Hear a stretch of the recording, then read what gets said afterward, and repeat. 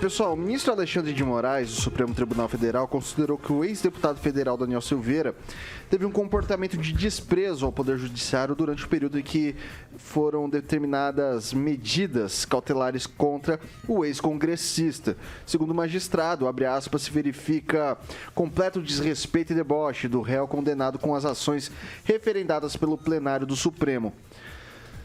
No caso em análise, está largamente demonstrada, diante de repetidas violações, a inadequação das medidas cautelares, o que indica a necessidade de restabelecimento da prisão, não sendo vislumbradas por hora outras medidas aptas a cumprir sua função, afirmou Moraes.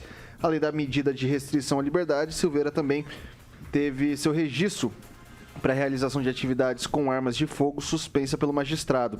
Ações como práticas de tiro desportivo e caça, bem como o porte de armas e os passaportes de Daniel foram cancelados no entendimento do membro do Supremo Tribunal Federal. A corte que, caso as determinações judiciárias fossem descumpridas, haveria um natural e imediato restabelecimento da ordem de prisão. Vamos começar com a doutora Monique Ojeda. Sem pergunta? Não, assim, é advogado. Eu queria uma... Porque, assim, daí, assim, interpretação de texto, toda vez que eu vou falar disso daí, eu fico com um pouquinho apreensivo, mas eu vou falar do mesmo jeito. Deboche e desrespeito ao Poder Judiciário, simples e puramente, da forma como coloca... o Alexandre de Moraes, isso é algo convencional dentro de um despacho, dentro de algo do gênero? Porque me parece que ele ficou mais ofendido do que qualquer outra coisa. Pessoalmente, né? Pessoalmente ofendido. Não é convencional. Né? E também não existe uma tipificação criminal pro deboche. Então, assim, é complicado, porque a gente vê, assim, das atuações do ministro, uma série de abusos, né? E eu queria saber, assim, quem que paralisa ele? Quem que fala sobre ele? E quem se propõe a falar está sendo censurado e está tendo medidas ali drásticas. Então, aquilo que foi feito, as medidas que foram tomadas em relação ao Daniel Silveira foram muito desproporcionais. Celestino. Esse processo começou lá em 2019 com das fake news, né, o processo do fim do mundo, quando o Daniel Silveira, em live, né, ele agrediu verbalmente os ministros do STF, né, durante o seu mandato, e recebeu a pena e uma Câmara acovardada, né, no seu exercício do mandato, tendo a Constituição nas mãos, né, entregaram o Daniel Silveira de mão beijada. Daniel Silveira não é nenhum santo, né? Inclusive ele danificou a tornozeleira eletrônica, ele teve o indulto do presidente Bolsonaro e mesmo assim ele continuou provocando o STF. Né? E ele, em vez de sair para a reeleição como deputado federal, manter o mandato, ele preferiu bater de frente com o Romário, né? Que era o candidato preferido do presidente Bolsonaro. Então, ali ele já não aceitou, não acatou, né, uma decisão do partido, do PL, e aí foi lá bater chapa com o Romário e perdeu, né, para o Senado e ficou sem mandato desde ontem e hoje culminou na prisão dele. Daniel Silveira é mais uma vítima da liberdade de expressão que foi cerceada, né, pelo Alexandre de Moraes. Uma multa de R$4.038.000, né, ele tem que pagar ainda para o judiciário, a mando do Alexandre de Moraes, que está judicializando em causa própria, em desrespeito total à Constituição. Francês. O ministro Alexandre de Moraes é uma figura que não deveria existir na República, porque ele é um magistrado comprovadamente vingativo. Ontem foi o primeiro dia que o deputado perdeu aquela proteção legal dada pela isenção que ele ganhou do presidente Jair Bolsonaro, e mesmo assim ele está sendo detido pelos mesmos crimes pelos quais ele tinha sido sido marcado lá atrás. Condenado, vamos deixar claro, a 8 anos de cadeia, quase 9. Viu, Francês, ele danificou a tornozeleira. Grande coisa. E voltou a atacar de novo. Não, grande coisa danificar a tornozeleira. Ontem os caras estavam se pegando aqui na praça na Raposo Tavares, o sujeito estava... Vamos lá. Ele está sendo perseguido pelo Moraes, esse que é o problema. E estava se tentando se agregar para condenar ainda mais o Silveira, o caso do senador Marcos Doval, né?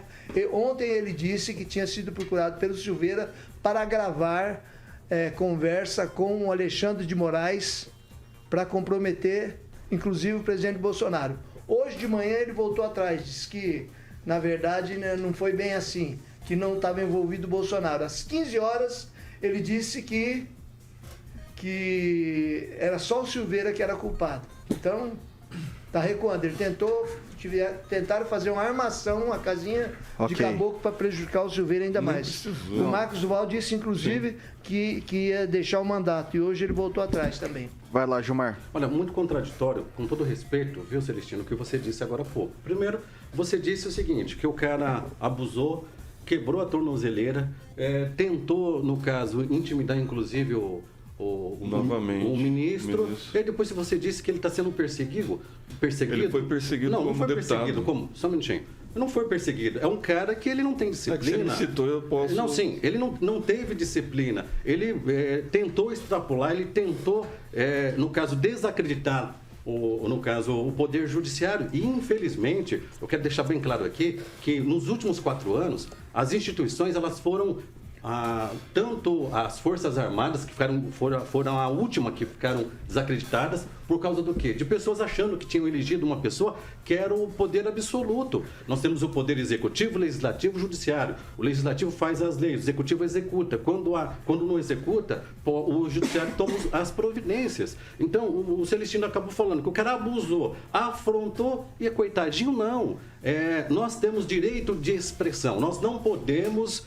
de forma alguma, no caso, confundir direito de expressão com direito de agressão. Eu posso falar tudo aquilo que eu quiser aqui na emissora de rádio, mas eu posso pagar por isso também. Não, nós estamos censurados, viu, Gilmar? Não estamos censurados, algumas palavras a gente não pode falar. Não sei se você sabe. Não, mas peraí. Liberdade de expressão... Não pode ser confundido com liberdade de agressão. Foi cerceada. Você querer desacreditar as Forças Armadas, você querer desacreditar... A censura à Jovem Pan foi dada desde o ano passado, se você não sabe. Estou falando de outras coisas. A gente tem poder de ter a expressão, mas não podemos confundir com agressão. Eu posso falar tudo aquilo que eu quero, mas eu tenho que ter responsabilidade. Dessa forma que eu penso. Contraditório. Não, é contraditório igual você disse. Liberdade de expressão, mas você tem que cercear o que você fala. Não, mas se for meio contraditório, ainda mais para um jornalista. O cara abusou. Não pode falar tudo que deve, Gilmar, pode. Eu já respondi alguns processos. É normal. Então, respondi, ganhei vários. Mas agora não se responde Gilmar, processo. Você é censurada numa canetada. Sempre teve. Vamos lá, agora Edivaldo Magro, sua vez. Silêncio, agora é minha vez de falar. Obrigado, ele tá bravo. Olha, eu gostaria que a doutora Ojeda, que é advogada, lesse a transcrição das acusações feitas pelo senhor Daniel Silveira aos ministros. A forma como ele se dirigiu, os inúmeros palavrões que ele falou, eu gostaria muito que transcende a liberdade de expressão, pela irresponsabilidade e pelo que ele foi condenado. É muito importante ler, gostaria muito que fosse lido. Você podia repetir? Ele foi condenado? Foi condenado a 8 anos, recebeu o indulto do senhor Bolsonaro, e aí se pergunta, por que então não está aplicando esse indulto? Porque houve questionamentos legais, enquanto o STF não julga isso, ele está sujeito a ser preso, vamos deixar claramente isso. Ao longo desse período em que ele era para ter cumprido uma série de medidas judiciais impostas, ele se debochou literalmente, essa expressão. E a decisão do STF não foi pelo deboche, foi pelo descumprimento que deve ser aplicado a qualquer cidadão que descumpra. Se você quebra tornos eletrônicos, se você continua dando entrevista, você continua presente nas redes sociais, que foi uma determinação. Podemos sim debater a lei nesse aspecto. Agora, com relação à aplicação de um cidadão, esse Daniel Silveira é humilhante.